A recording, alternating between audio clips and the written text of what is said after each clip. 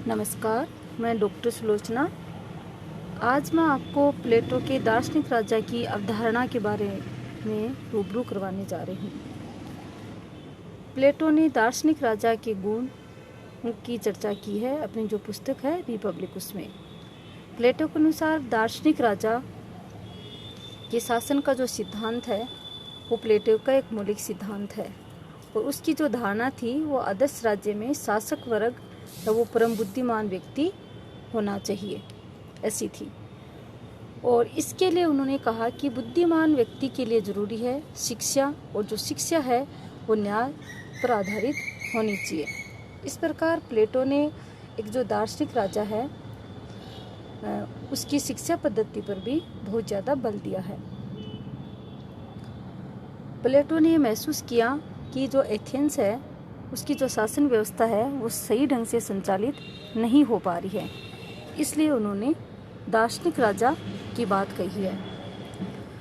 क्योंकि प्लेटो ये देखते हैं कि तत्कालीन समय में एथेंस की जो राजनीति की जो दूरदर्शा थी उसको देख करके उन्होंने एक शक्तिशाली शासन की आवश्यकता महसूस की, ताकि स्वार्थी तत्वों से आसानी से निपटा जा सके।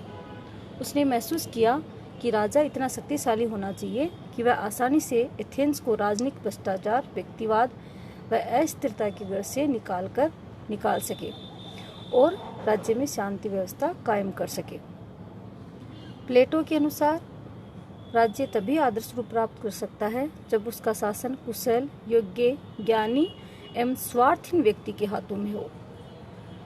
इसलिए प्लेटो ने दार्शनिक जो राजा है उसका सिद्धांत दिया।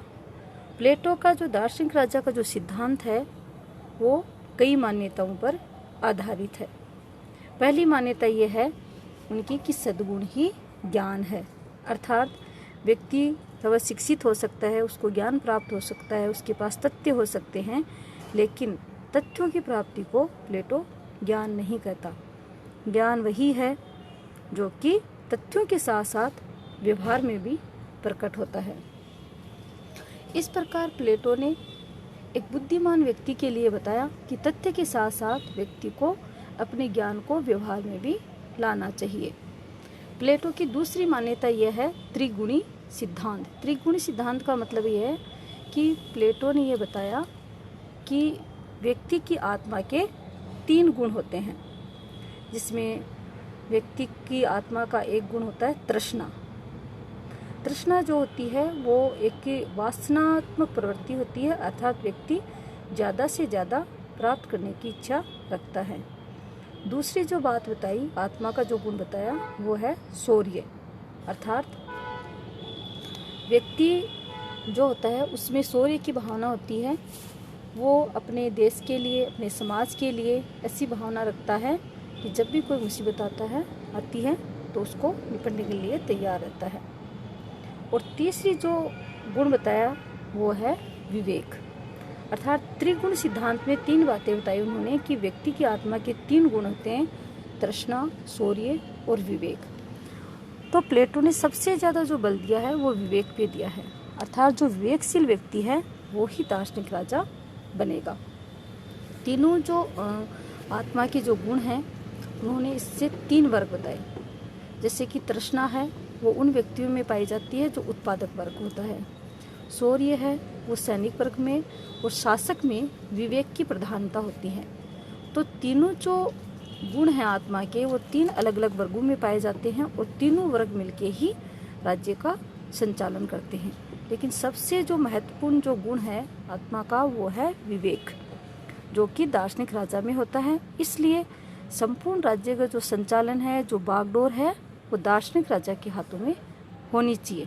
लेकिन यहाँ प्लेटो ये भी कहते हैं कि तीनों गुणों में सामंजस्य भी होना चाहिए। तीनों जो वर्ग हैं वो अपने अपना कार्य करें और किसी दूसरे के कार्यों में हस्तक्षेप ना करें, और इसी को प्लेटो ने अहस्तक्षेप का सिद्धांत भी बताया है।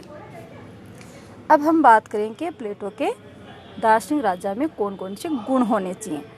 अर्थात प्लेटो ने ये बताया कि एक जो राजा होता है उसमें कौन कौन से गुण होने चाहिए। तो सबसे पहले जैसा कि मैंने बताया कि जो विवेकशील है वही राजा बनेगा, अर्थात आत्मा का जो गुण एक है विवेक, जिसके आत्मा में प्रधानता, आत्मा के गुण में विवेक की प्रधानता होगी, वो ही दार्शनिक राजा बनेगा।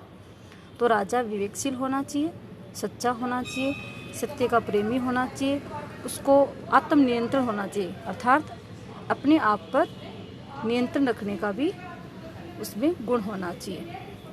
और दूसरा है सज्जनता भी उसमें होनी चाहिए। सामाजिकता इसलिए ज़रूरी है क्योंकि वो राज्य का बागडोर संभालता है, तो राज्य में व्यक्ति रहता है, समाज है, इसलिए उसमें सामाजिकता जरूरी है।